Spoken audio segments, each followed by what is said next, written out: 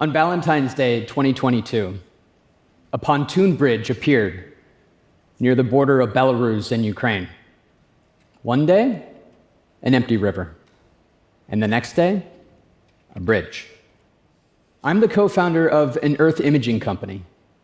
And with our satellites, we can see the entire world every day. And from space, we were able to detect that bridge, zoom in, and that picture was broadcast around the world the next morning. Everyone could see that something was changing. And then 10 days later, Russia invaded Ukraine. Thanks to satellite imagery, many governments and NGOs, researchers, and journalists, they all had access to the same daily facts, the same baseline of reality, and the same possibility, at least in theory, of seeing clearly enough to respond together.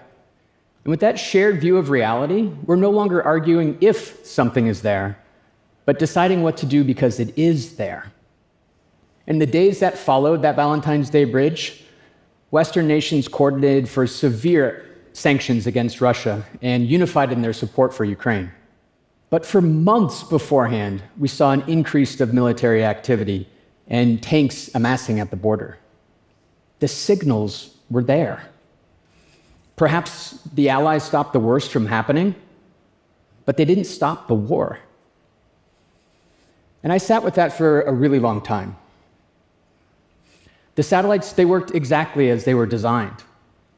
They showed the emerging threat. They saw the threat.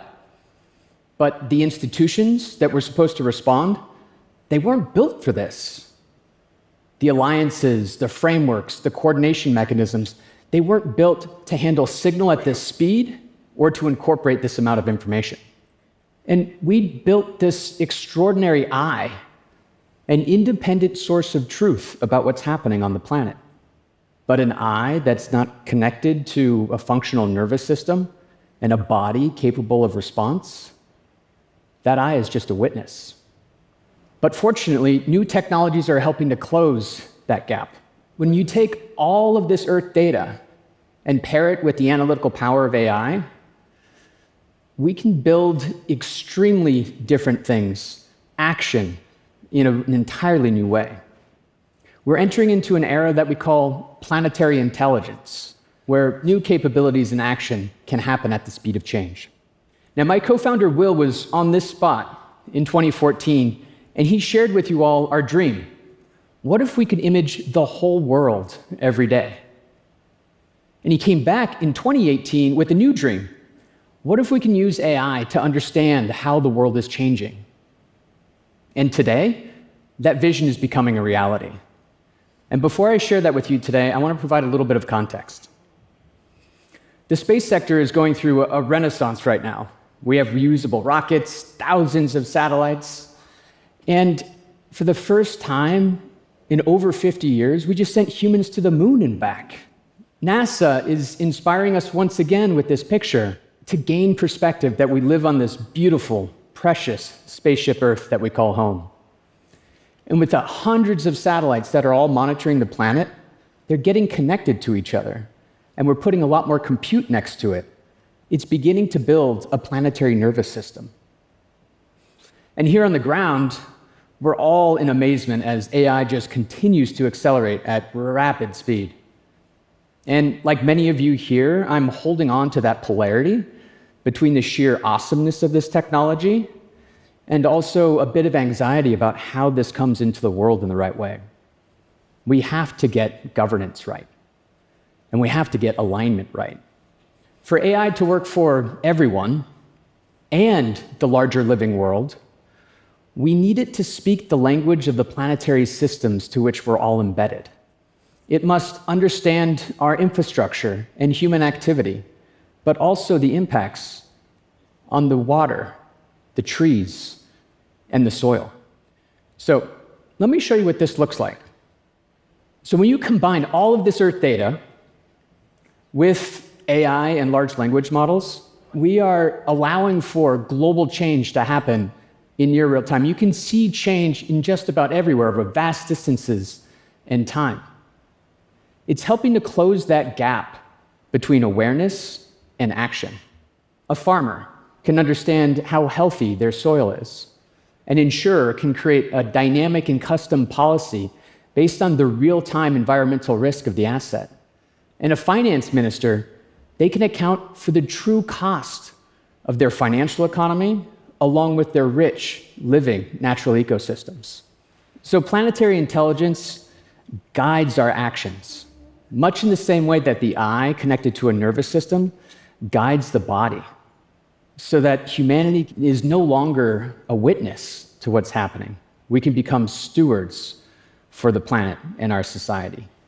And we're already seeing glimmers of planetary intelligence happening all over the world.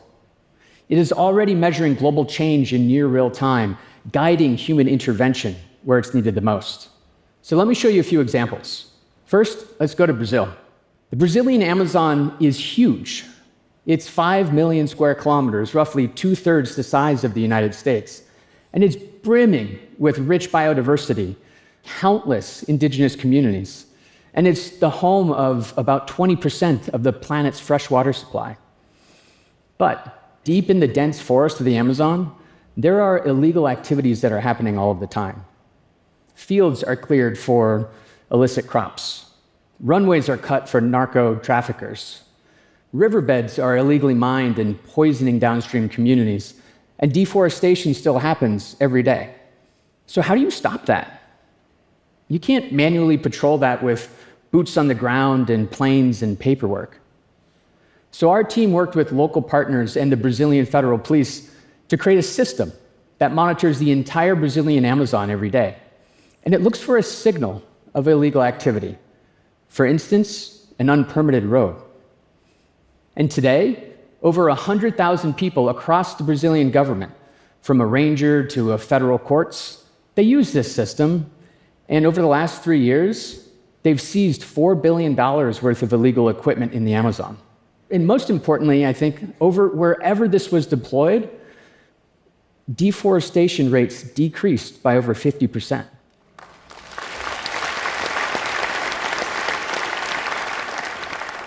Now let's see what this looks like at the speed of change. Let's go to Kenya.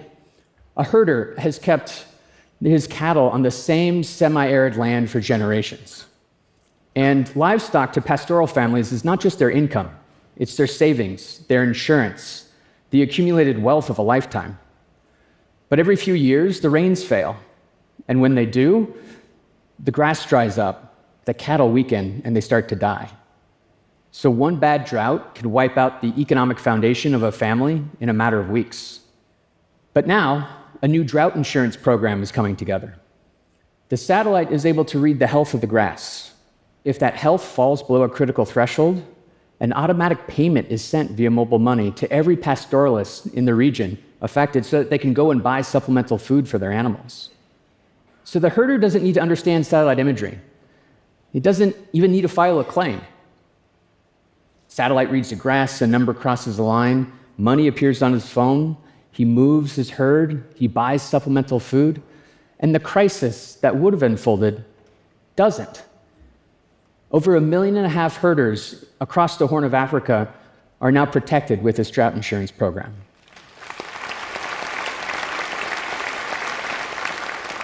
So this is what it looks like when you use a signal from space to guide human action in real time to changing events.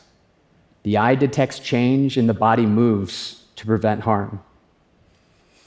And I think there's something deeper going on here. Planetary intelligence doesn't just change what we do, but it changes how we know the world and our place within it. It allows for us to see with the whole in mind and dissolves the false separation between our culture and our society and that of the larger living planet. And we're living through a time right now where many of our institutions and our alliances are fracturing and falling apart. And this is extremely painful because the problems that these institutions were built to address are only intensifying. But I believe that planetary intelligence can help us transform our institutions, purpose-built for the speed and the complexity of the 21st century. We can all build new products and institutions that allow for us to see change in real time. And it can transform just about every sector of our society, from finance to infrastructure, decision-making, and accountability mechanisms, all at the speed of change in order for us to build a more resilient future. So that the next time tanks amass at a border, there will be no pontoon bridge. I started my career believing that information would save us. I now know that only coordination actually will. We gave the Earth eyes. We're connecting it to the brain. But now the only thing left to do is to build the body, the trust, the alliances, the institutions that is brave enough to move when the mind signals. Thank you.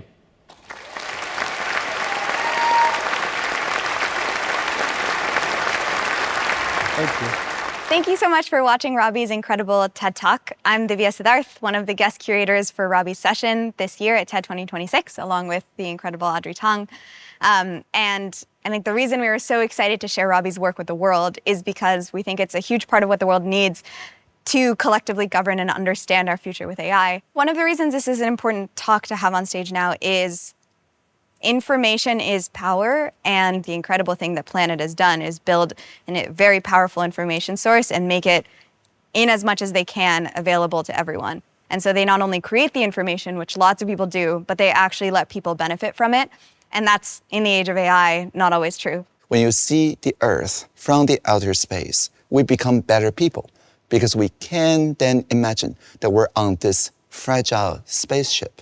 And that really changed me to want to wage peace much more forcefully than we wage war.